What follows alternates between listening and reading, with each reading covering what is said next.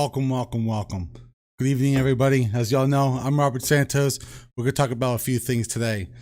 So a lot to cover. We have transgenders in the military. We have the Keystone Pipeline. We have Lordstown Motors putting all our eggs in one basket. We have the economy. And we have, obviously, our false president, Biden. We'll see if that gets me kicked off Facebook, right? All right. Well, I want to thank everyone for joining. I'm Robert Santos, so let's get into it. First and foremost, everyone knows I'm running for Congress. I'm tired of our government bickering back and forth, doing nothing. Now, am I a typical candidate? I am not. I am not going to sit here and discuss Second Amendment. Everyone knows I support it. Pro-life, I am pro-life. Illegal immigration. You see all these candidates talking about these specific issues, and they don't ever talk about the other issues that need attention. And also, when it comes election time, that's the only time they come around to voice their opinions, what they want to do.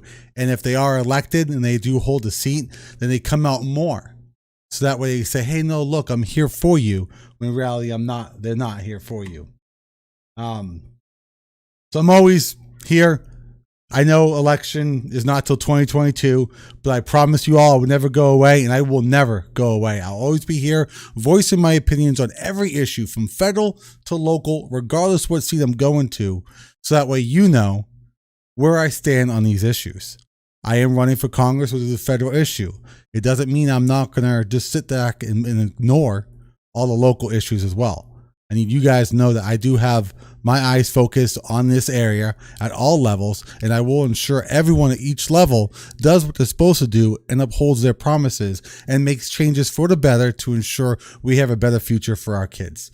So first and foremost, we're going to talk about the transgenders in the military. That's executive order that Biden signed. A lot of people want to know, Rob, why are you talking about this? You hear any other candidate ever talk about that? No. This is an issue they would avoid. Why? Because they are afraid they're piss off one side or the other. They're afraid to let you guys know what their voice is on this particular issue. Well, I'm going to tell you my opinion. I can give two craps. I don't care. If you want to fight for this country, by golly, fight for this country. I fought next to gays. I fought next to lesbians. I fought next to individuals who are bisexual. And I'm not going to be politically correct with these terms.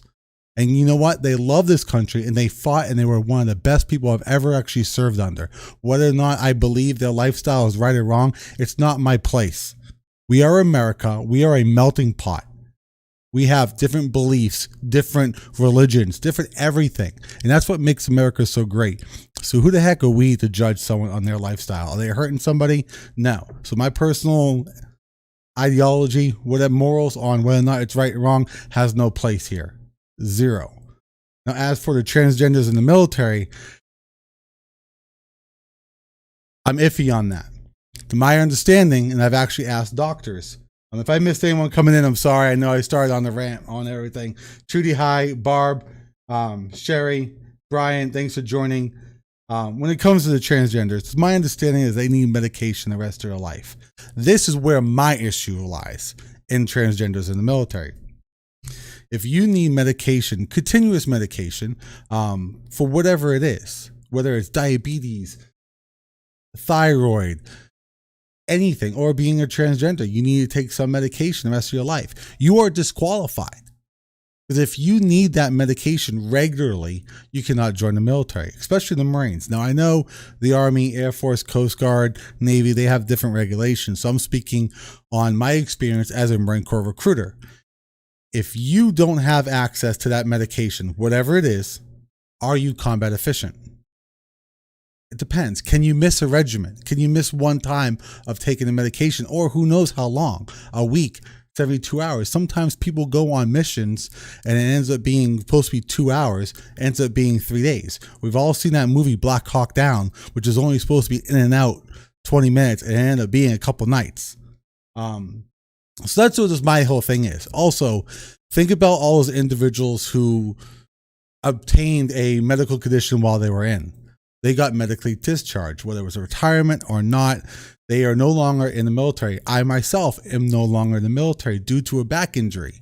Can I walk? Yes. Can I train people? Yes. Can I sit behind a desk and do administrative work? Absolutely.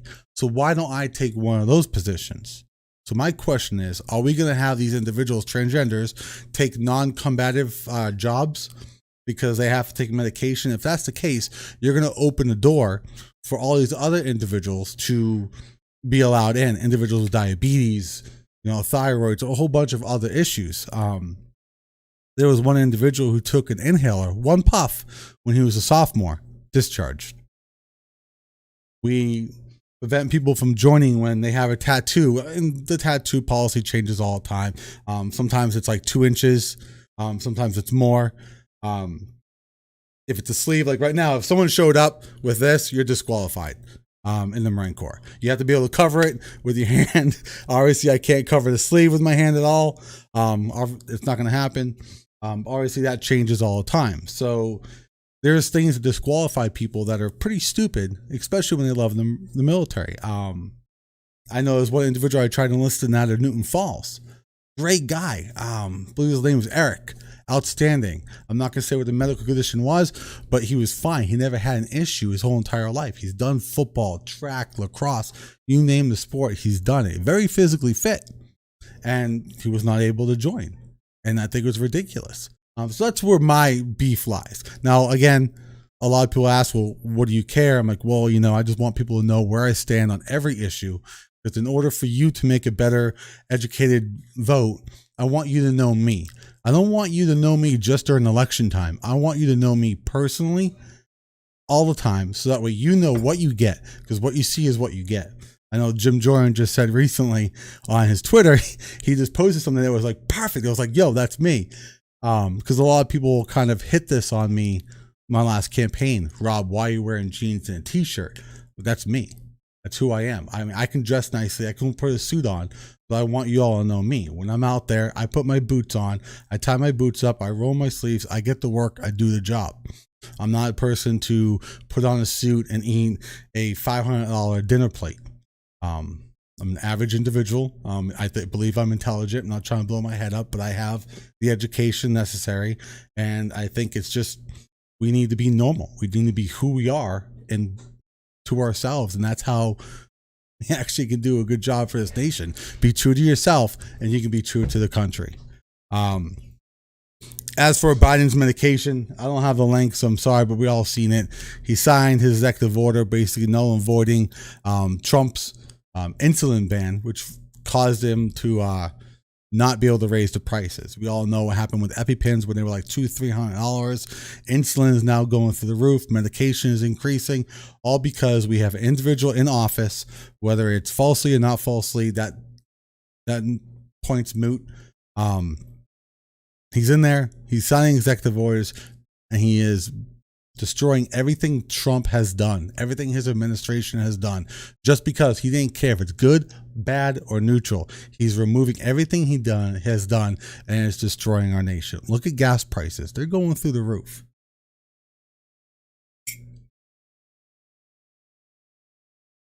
Sherry, agreed. Trust me, I would love to sit behind a desk. I was a non-lethal weapons instructor in the Marine Corps. I know the job. I definitely train individuals. I can still do some physical activity, but not a lot. It does hurt when I get to a certain point. But I can still do the job and train other individuals to be able to go and do what's needed to get done. We have a lot of administration. We got paralegalists in the Marine Corps. We have in all branches, they have it. Paralegalists, doctors, you name it, we have it. So there's definitely things you can do. All right. So Biden is destroying our, pretty much just, I don't know what the hell he's doing. We'll just circle back to that later. Let's just circle back to that. Okay. Some of y'all might get it. We're going to talk about Lordstown Motors. When my last campaign I was in, I was actually talking, obviously when GM shut down, there was a travesty. We saw it coming. We knew it was coming. No one did anything about it. No one liked my point on it, but you know what? It's true. We cannot force a business to stay here. We can't. If a business wants to leave, they'll leave. Now, obviously, depending on what type of contract we have with them, there might be some repercussions on them violating the contract. Depending on who they are, they might say, well, I'd rather pay for the fee. Whatever, we know GM violated their contract. We knew they were shutting down.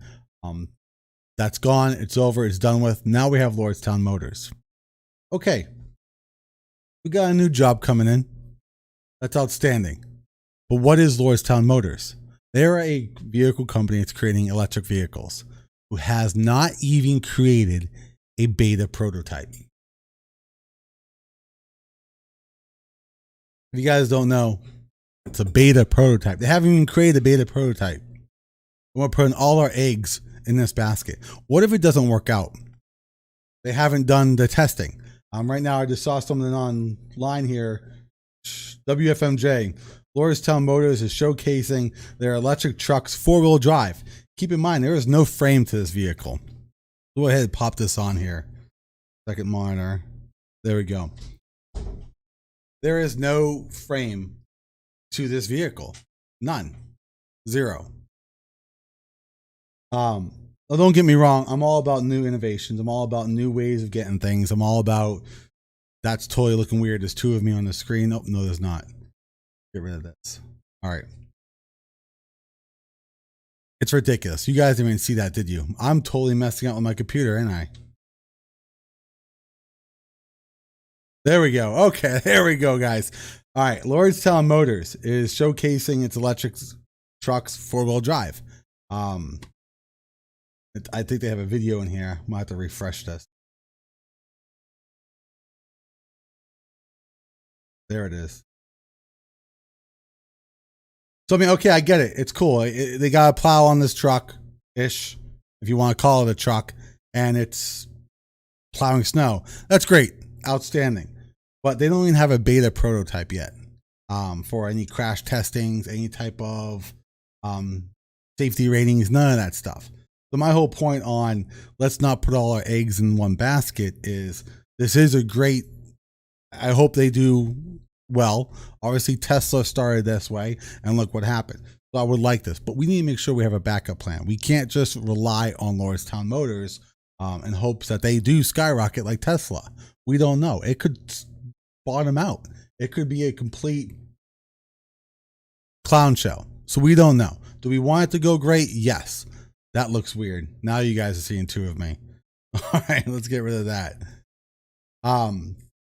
We have to make sure elected officials actually go and say that, hey, listen, this is a great thing. We do know it's new. We do know it's innovative, but what can we do to make sure that if it does tank out, what else do we have? What if this tanks out? They haven't even created their primary prototype. They got to create their beta first, then their alpha, and then they actually create actual vehicles. And they have a whole bunch of process they have to go through first, the qualifications, not to mention the fact they have 2 lawsuits on their hands. One for not paying a bill, another one for supposedly stealing the very fabric of their design from another business out of California. So we need to make sure that it gets all handled. So what else are we going to have that come here? Now, this area is so great. We're perfect for any type of manufacturing company like that. We have airports, we have the train, we have the highways. It is perfect for our economy. But how do we incentivize companies to come here? Just like that, we incentivize them. We all know what happened when AOC, and I hate saying that name, actually got elected to Congress when I believe it was Amazon that was going to go to the Bronx, and I don't know what she was on, what type of medication she was on, but she stopped them from coming, and her quote unquote was, we now have that $4 million, I think it was million or billion, I'm just going to say $1 million tax cut, that we now have that $4 million to put in the area. That's not how a tax cut works, but those are the incentives we need to give businesses tax cuts to come in. Hey, for their first 5 years, we'll give you $4 million each year tax cut, or no taxes for the first year, or whatever it is, whatever the incentive is to draw them in. With a contract that actually states they'll be there for at least 10 years. So in 3-4 years, the incentive goes away. We start collecting revenue. That's how it happens. But we also need our local officials to be on board as well. not just the federal, not just the state representatives, not just the commissioners, but our local. We all saw what happened here just recently in the news with Valley Foods in downtown Youngstown. There is something going on with them wanting a fence. Apparently they're expanding, and their current expansion is going to go over their current parking lot. They have a second building down the street. So they have apparently put some of their vehicles there. They got damaged on the first day. Cadillac converters are stolen. So what does this company want to do? They want to make sure they actually take care of their property. So they want to put up a fence. Well, what did Youngstown say? No. It'll give Youngstown a wrong look. We don't want people to have the wrong impression of Youngstown with a fence. I personally think there's got to be something else going. I saw someone commented something about a building that was just bought right next door, a friend on the committee or something like that. I don't know, but there's got to be some sort of reason why they said no. Because obviously we want a business who's putting millions of dollars into an expansion to ensure their vehicles are safe. I mean, they're staying here in Youngstown. They're a business in Youngstown. Who do you think gets the revenue off of that? Who do you think they pay taxes to? You think they pay taxes to New York or Youngstown?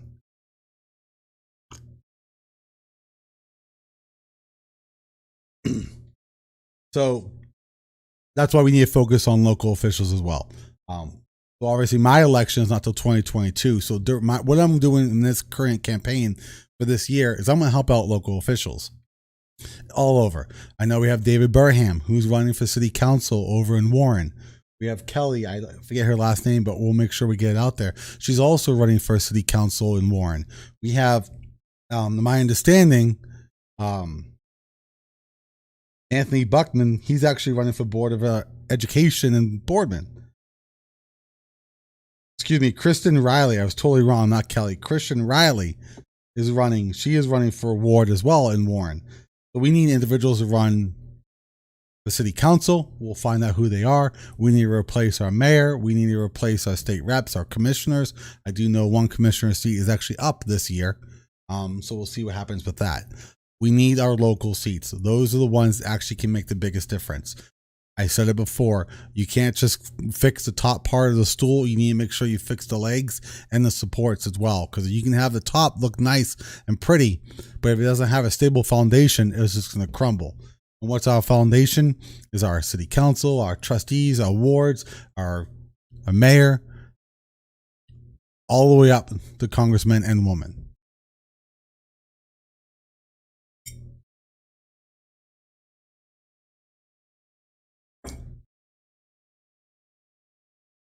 I think he was joking about saying circle back is racist. I think he was joking about that. But yeah, circle back. I think he was joking. I don't think he really meant it was racist, Sherry. I don't know. John, if you can clarify, that would be appreciated. But no, our current, as you guys know, our current press secretary can't answer a stinking question. You ask her what her favorite color is, and she's like, "Oh, that's a great question." Give her in that little like, "Oh, that's a great question." We're gonna have to circle back to you on that one, though. It's like, seriously, it's have some answers. At least the last press secretary, she was amazing. She always had the answers, and if it was an off the wall question, she still had an answer for you. She was intelligent. She did her research before any type of, she got up there on the podium. She made sure she had all her ducks in line and she knew what she was talking about. Not like this current one. I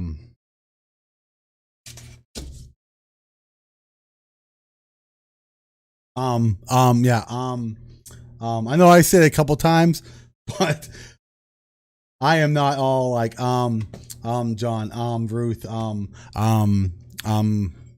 circle, back, I don't know. It's amazing what's going on right now.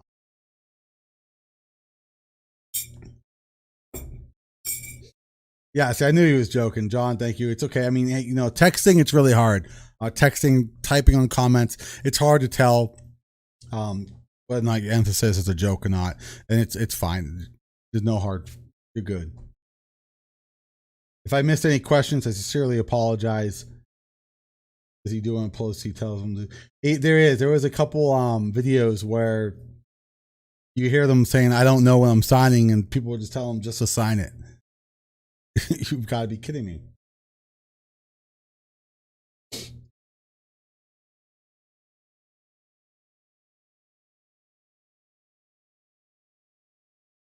I'm reading a couple comments.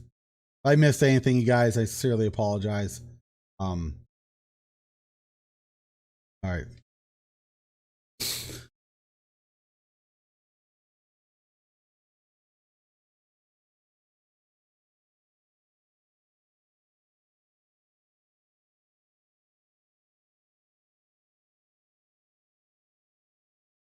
Thank you, John. All right. One thing has come out good at Congress right now is, if you guys don't know, House Resolution 705. They want to amend Title 18 United States Code to prohibit abortion in cases where a fetal heartbeat is detected. As we know, Ohio had the heartbeat bill that was passed finally. It was a few times that it was tried, and then it was pushed again with Christina Hagan, and it got passed. It's outstanding. Obviously, we need Roe versus Wade taken care of, but we're working on that. But the fact that they are actually trying to create a resolution to amend it to prohibit abortion federally is great. It's one step. We'll see what happens with a democratically ran House and Senate and president. I don't see it going far, but at least they can try to push and push and push, and that's what we need to do. Is just keep pushing these type of legislations and let them know we don't back down. We're not going to back down. We got to make sure we protect life.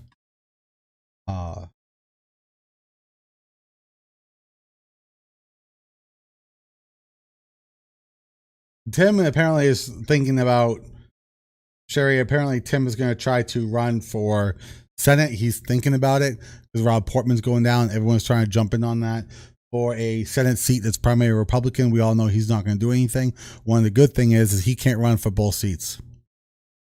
So we'll see what happens. But however, we'll still be running against someone like Tim Ryan. If Tim Ryan does run against Rob Portman or for that seat, we all know the Democrats are going to make sure they have someone groomed to run in place of Tim Ryan for the congressional seat. We also don't know where the lines are going to be drawn. Put in front of Biden, he will. Barbie, right. We should put that thing right in front of him and just say, just sign it. He probably will sign it.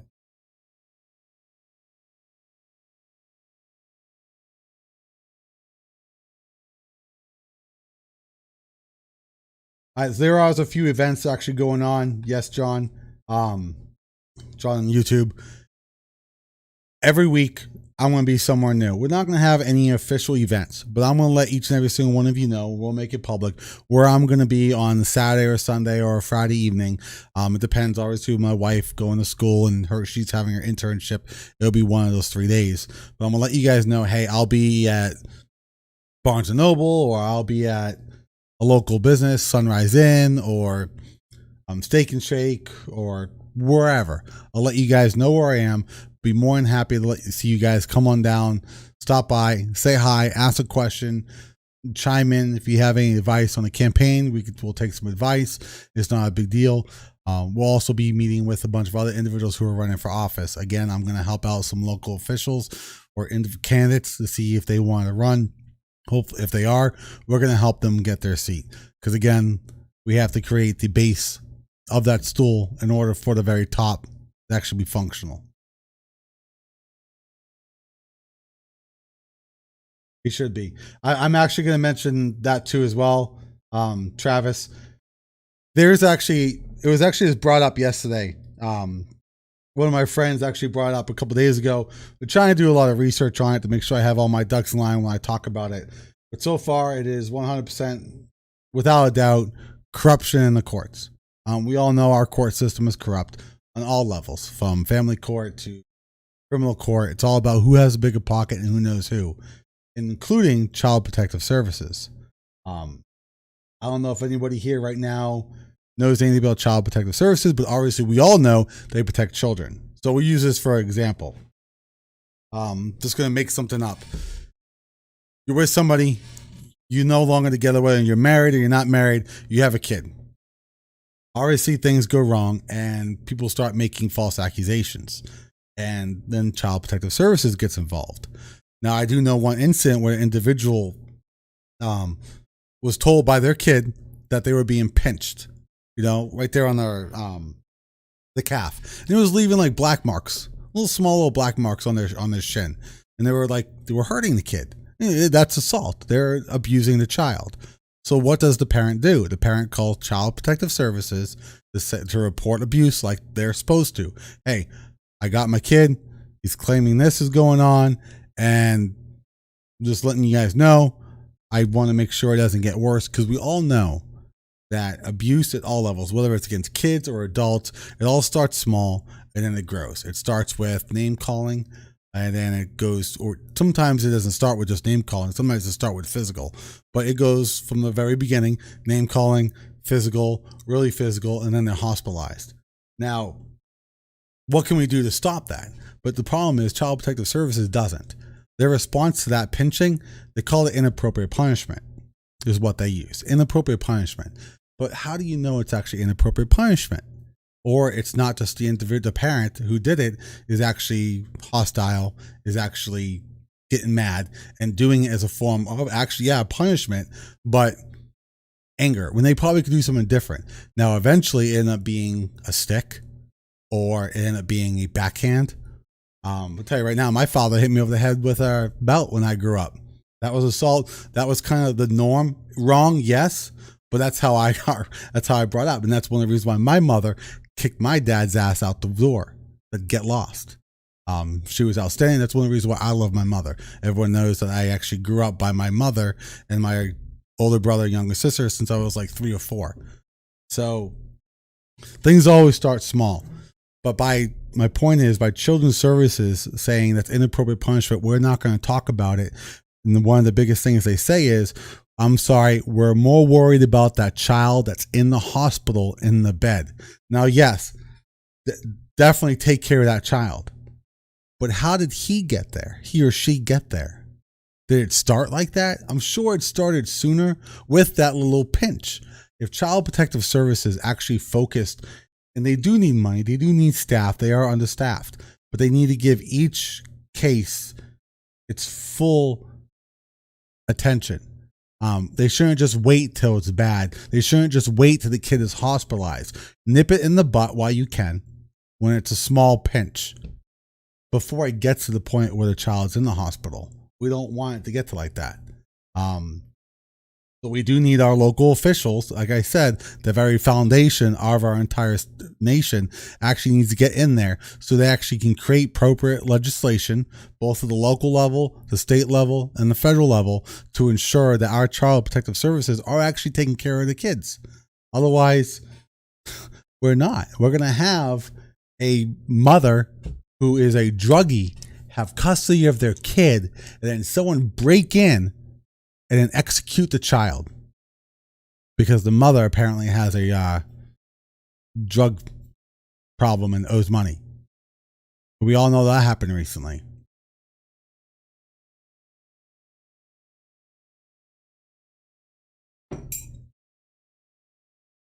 Yeah, well, don't get me wrong, John. I'm not really all about, but I mean, if I see a parent in the store giving their child a slap in the butt, I'm not going to say anything. I'm clearly not. But if I see him starting like backhand them and everything, there was one incident. It was like right when I first met my wife, and I think it's the reason why I got her as my wife. I was at Walmart, and this actually legitimately happened. I was at Walmart, and we were school shopping for our kids, and I heard some arguing, and then I went over there and just looked, and I literally saw the daughter push the mother, and then the mother pushed the child. I mean, she was old. She was probably like 15, 16, into the pencils. Now, that was bad. But obviously, the child was being obnoxious, was being They both were wrong. All right. But the child was throwing a fit because she wanted some um, notebook with some pictures on it. And the mother clearly says she can't afford it. She got to get the 50-cent one, which has no pictures. Needless to say, I talked to both of them. I made their asses hug each other and say I'm sorry and that I love each other. I think I got them both to cry too. Not in a bad way, but in a happy way. But we can't let that stuff stop it. Don't just turn a blind eye to stuff like that. But if you see someone smacking a kid in the butt because they're misbehaving, then just, I mean, I'm not going to say ignore it, but there is a little bit of physical punishment, which is allowed. Exactly, Dan. I mean, that's the point. There's a difference. That whole pencil thing with Jake was beating the kid. But obviously the kid started it, and the mother was kind of like, should have learned, there's a better way to handle it. But it's different. There is a difference between smacking your kid in the butt for doing something wrong and actually beating them and pinching them in the leg and hitting them with sticks and all sorts of stuff, which is wrong. Hitting them over the head with a belt because they spilt milk by accident because they were 3 years old and leaving a scar right there the rest of their life. So I know.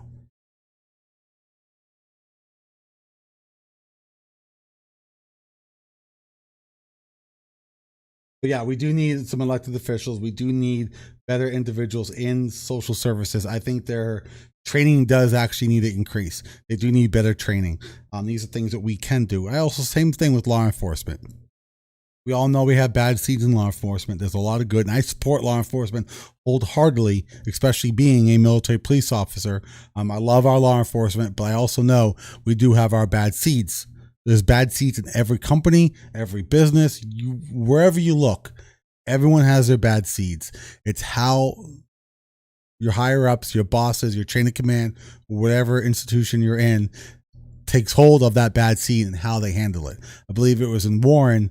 I forget the actual incident, but it was actually a police officer who, correct me guys if I'm wrong, I believe he fired off a shot at nothing and then he just claimed someone else, something happened, and it turns out he lied. Well, the chief of police fired him on the spot because they found out he lied. That's outstanding.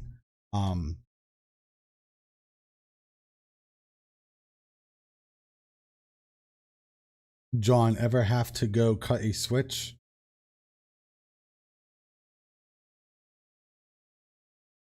I'm gonna be honest, I have no idea what you're talking about.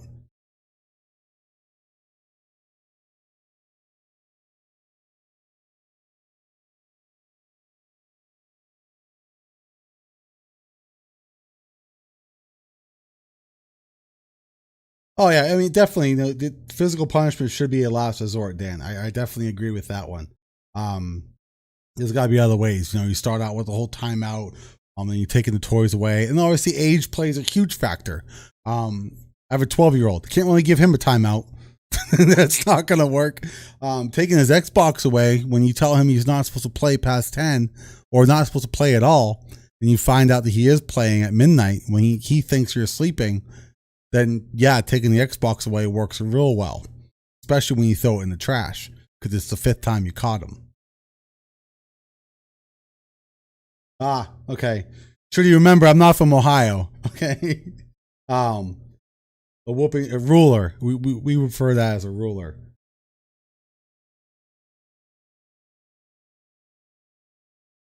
Um, don't get me wrong. I'm not about physical abuse, but I do know there is a little SWAT is fine. I mean, it all depends on the situation, age, all that stuff has to play a factor, and you can't do a level where you're actually going to cause harm to the child. You want them to get to the point across.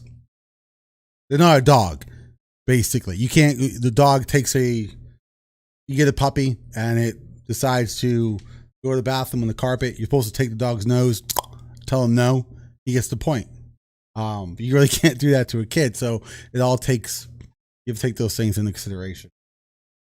But I know Child Protective Services, we can go on wholeheartedly. However, with this election and the next election, make sure we focus on our judges, those who are running for office, because the judges are the ones who are the corruptest. I think they are. A lot of these judges, they have tunnel vision when it comes to situations. They see it all the time and they expect one situation to be exact same as the other, but it's not.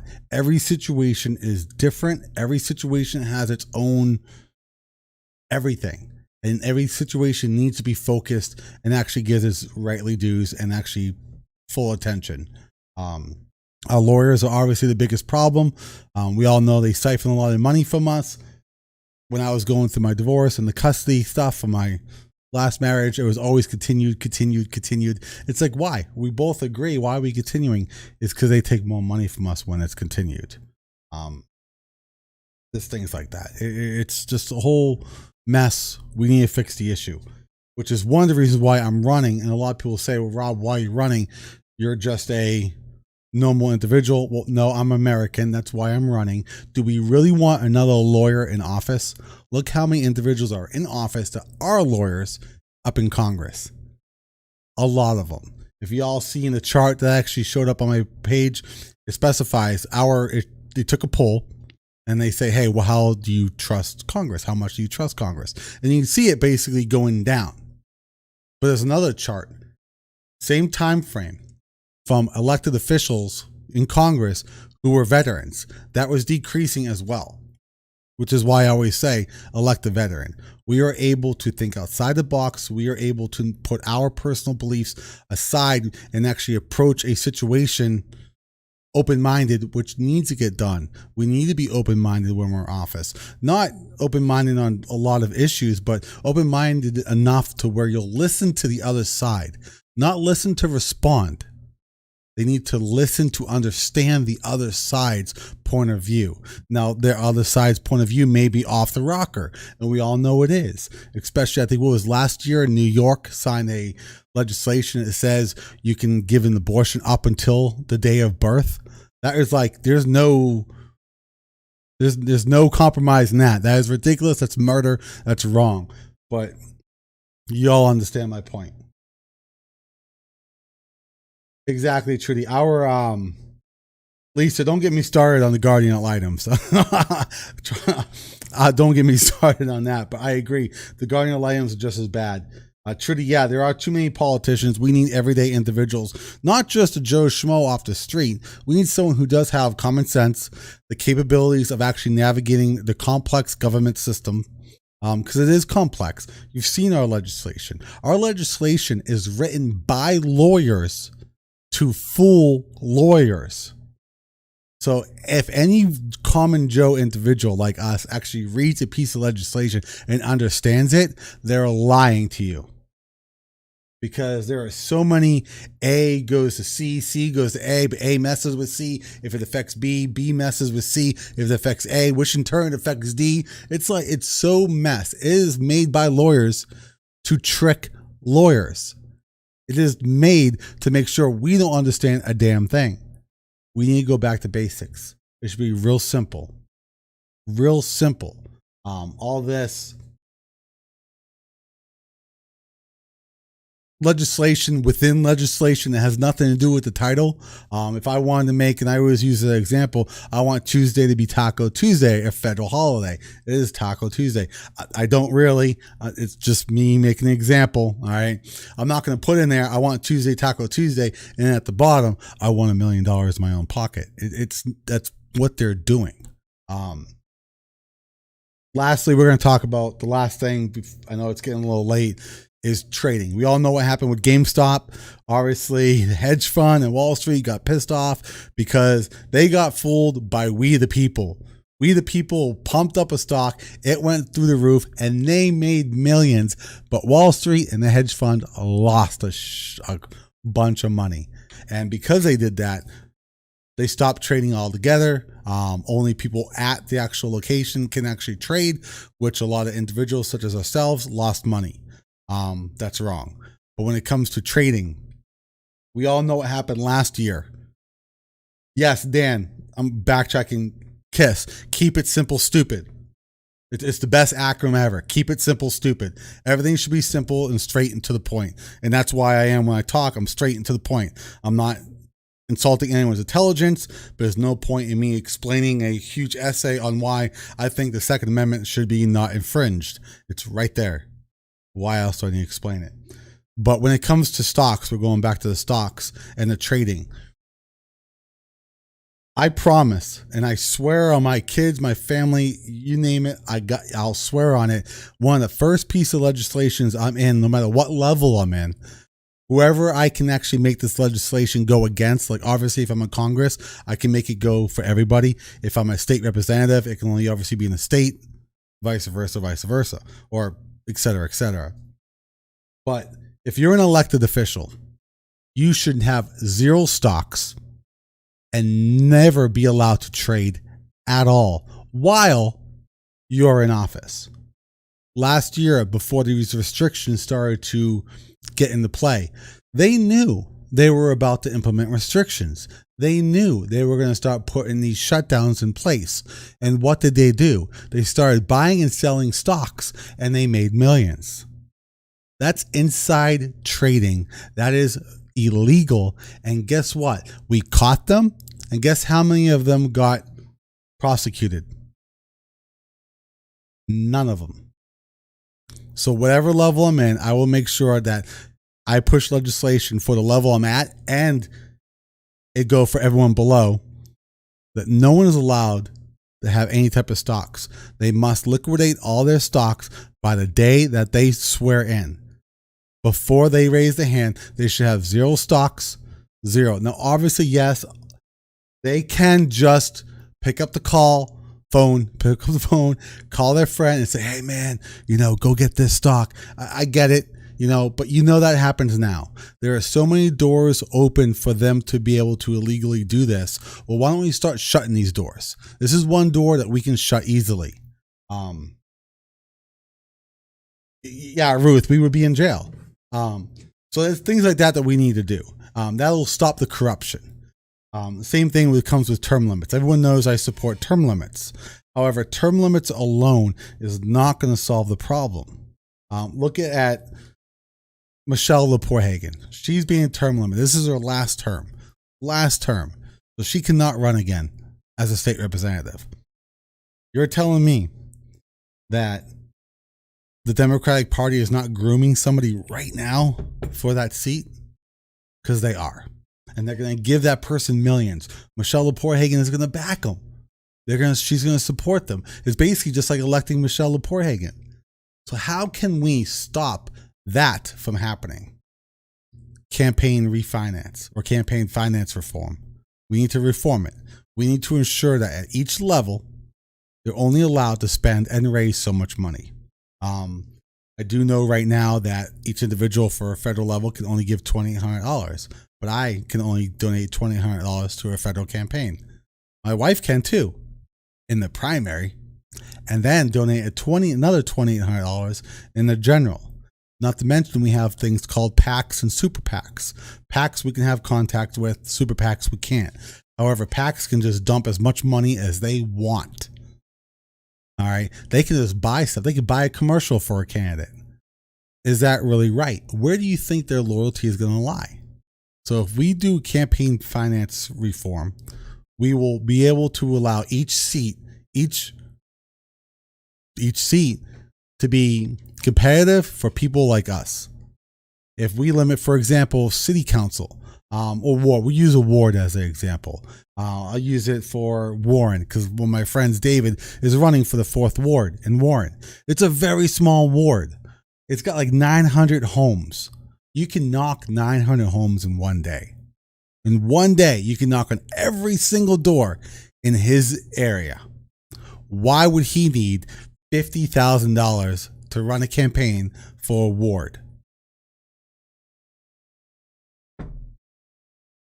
You can't. Limit it. Limit the funds that they are allowed to use. It'll probably be her daughter, who lives in New York as an actress, but still has an address here. I think if we limit the amount of money, obviously the lower the seat, the lower amount of money. Also, this is definitely not going to be favorable. Abolish PACs. Let's get rid of them. Or limit how much they can donate. I mean, I'm okay with that. Just limit how much they can donate to a candidate. each candidate is limit. Because right now it's like limitless.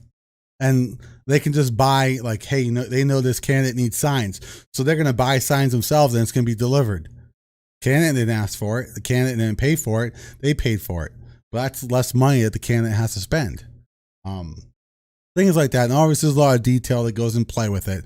But that's the things that we need to do to help stop the corruption. Term limits, great idea. But that alone is not going to solve the issue. We need to ensure we reform the campaign finance. Limit how much money these individuals can get. Obviously, Tim Ryan, his last election, raised over $1 million.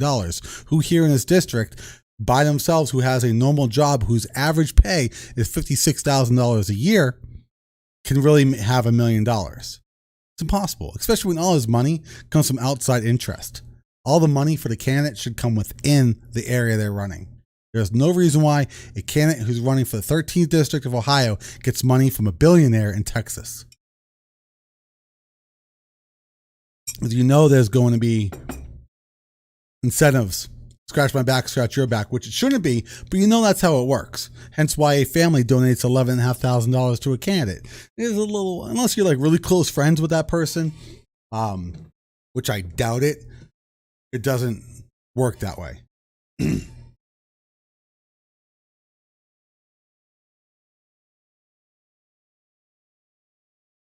If I missed anything, I sincerely apologize, guys. I know you guys are talking. If anyone had a question, I didn't answer it, please. I appreciate it if y'all ask now.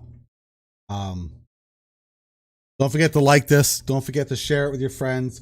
I am going to give you all my link to my donation page as well. Once I sign in and actually get the link. I ask you all if you can please share this with your friends, your family. Let them know. Because we will need to raise some money for this campaign. We have plenty of time. Paste. Let them know. Share with your friends and family. Anything you guys can. $10, $15, $20. I'm not asking for much. I'm not asking for. Yeah, I know, Terrence. I know they won't support getting rid of PACs. But I mean, even if we can limit how much money they donate, we need to make sure that we get rid of all these elitists, these rhinos, these elitists in office. And I think by at least limiting how much money PACs can donate to a campaign would definitely be able to help individuals such as ourselves who love our country, is capable of doing it, but doesn't have the millions of dollars. I think it will help it. It will be more competitive, and people would actually have to work harder for their seat. I mean, look at Tim Ryan. He hasn't done nothing. He claims he does. He claims some credit for some stuff he didn't even do. I forget, it was a theater in Youngstown, and they put it on the marquees after he claimed he put it on the marquees that Tim Ryan had nothing to do with it at all. But I think by limiting PACs or getting rid of PACs, I know is going to be probably never going to happen. But if we can limit how much money they actually donate to a campaign, it would definitely make it more competitive for individuals such as ourselves to run, which in turn will make the candidate or the elected official in that seat work for his seat. Because I truly believe once you're in office, you should never have to campaign again, because your actions should speak louder than any campaign you could ever do. You should never have to campaign as hard as you did to get in that seat, because your actions will prove your worth.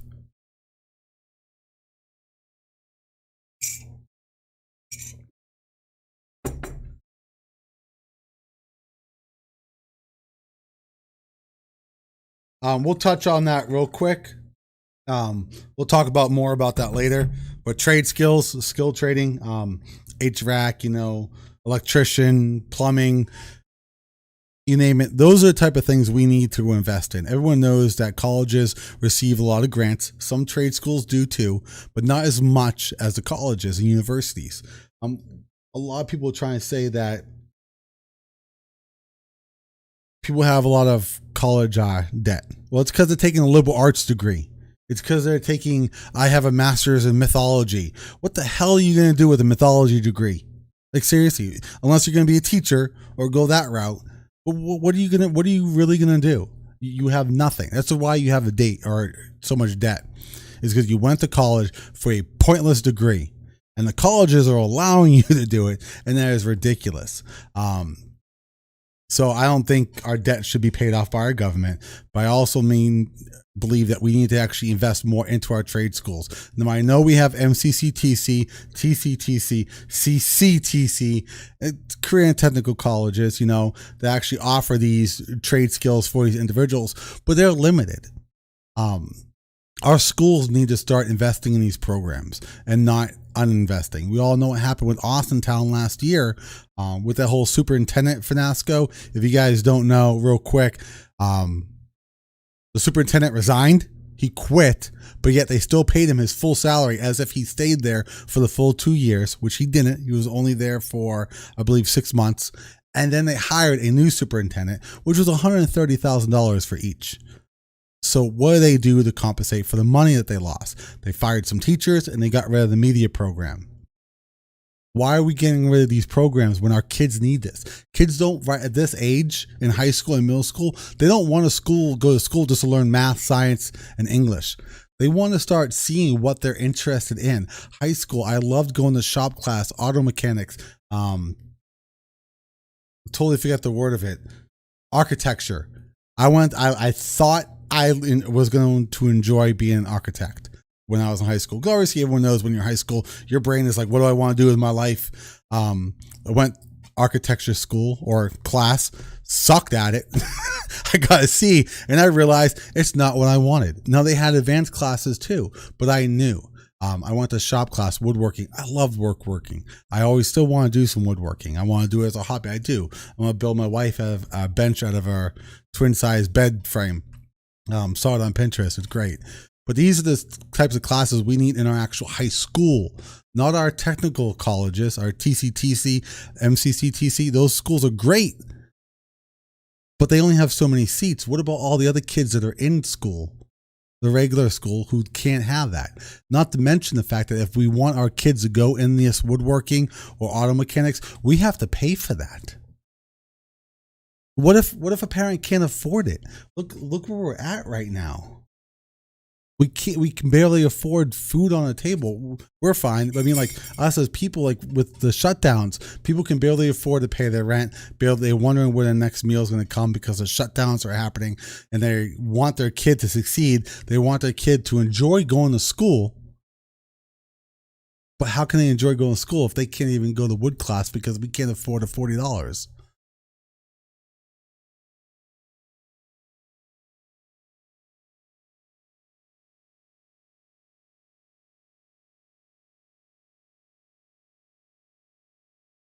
I missed a few things. I'm sorry. But those are things we do. That's why we need some individuals in the Board of Education to actually make sure it doesn't happen. There are so many things that need addressing. There's not one solid answer. That's another thing you guys need to understand. I'm sure you do. But when an individual is running for office, they claim they have all the answers. That is bull. They're lying to you. I don't have all the answers. I don't have all the answers on a tax problem. I don't have all the answers on a medical problem. But what I can promise you is that I would put together a good team that can get the answers and create a good policy that will benefit each of us. And that's what we need. If there was one individual who's an expert on taxes, medical, on everything, why aren't they in office now? If they're such an expert, they're not. No one is. I mean, for crying out loud, we have the IRS to deal with taxes because it's so stinking complex. We had to create the IRS. Medical is so godforsaken complex. We had to create it. I mean, it is so complex. We had to have a building filled with hundreds of people just to figure it out.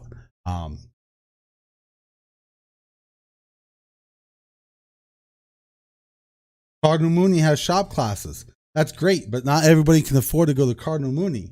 And that's another thing. It's like if people want it, they have to. It's hard. I think we need to start investing into our kids. And that's the number one thing. Invest in our kids because we all see our economy. The problem is, and it's everything is all punctured together. A lack of education means increase in crime. If they have nothing to look forward to, they have nothing to do with their lives, or they don't feel like they can accomplish anything with what they have, they will resort to crime. It's just what happens. So we need to make sure our kids, and this is the very whole thing with the foundation of our stool, have a good education to ensure they have a bright future and they can improve our economy.